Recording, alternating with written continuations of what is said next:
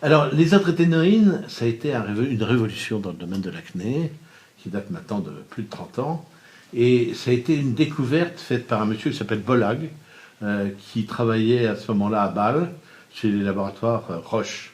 Et ça a été une découverte qu'on a faite essentiellement aux États-Unis, où cette molécule avait été utilisée pour d'autres choses, qui étaient les psoriasis, les troubles de la cardiaque. Et on s'est aperçu que chez les patients qui avaient en même temps une acné et en même temps ces troubles de la kératinisation, il y avait une action fantastique sur l'acné.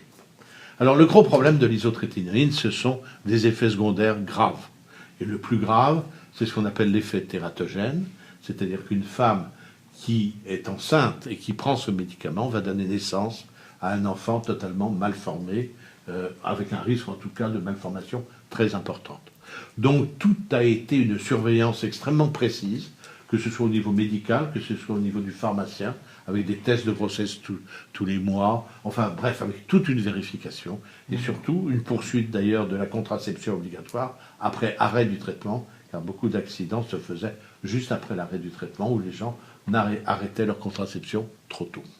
Alors l'isotrétinoïne, à part ça, est un médicament extraordinaire, parce que dans les acnés sévères, dans les acnés qui ne marchent pas sous les traitements classiques, qui sont en général des produits locaux et éventuellement une antibiothérapie parfois générale, dans ces résistances, dans des formes donc très graves qui vont jusqu'aux acnés conglobata, aux acnés kystiques, avec de gros éléments, on a de très bons résultats dans l'acné.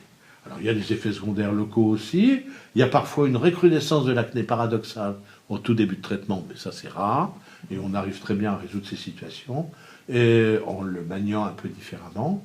Il y a toujours des sécheresses de la peau qui sont importantes, mais c'est des petits effets, et ça va avec d'ailleurs l'action du produit qui a avant tout comme conséquence une diminution de la sécrétion sébacée et des sécrétions en général, mais ça reste un traitement absolument majeur des formes sévères de l'acné. C'est un traitement qui va durer longtemps, il faut bien le dire aux patients.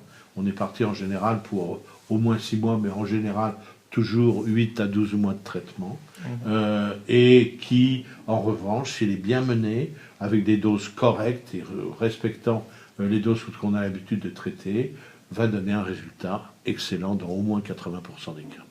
D'accord. Voilà. Merci beaucoup, docteur. Mais je vous en prie.